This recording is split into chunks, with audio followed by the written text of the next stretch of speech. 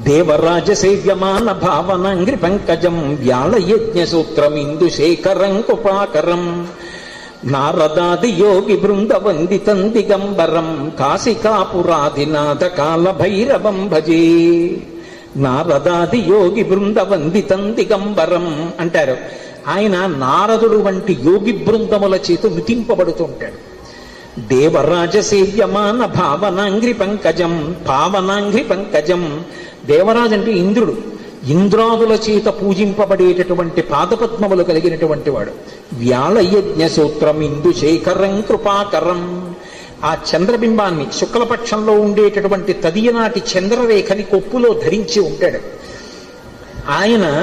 వ్యాళయజ్ఞ సూత్రమిందు శేఖరం కృపాకరం నారదాది యోగి బృంద వందితం దిగంబరం. ఆయన దిక్కులన్నీ ఆయనకి అంబరములై ఉంటాయి.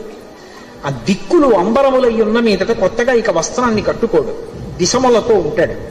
అది ఒకటి. అసలు తెలుసుకోవలసిన రహస్యం వేరే ఉంటుంది. ఎప్పుడైనా మీరు శివాలయంలోకి వెళ్ళినప్పుడు కాలభైరవ దేవాలయానికి వెడితే బట్ట ఉండదు, ఆయన దిగంబరంగా నిలబడి ఉంటాడు.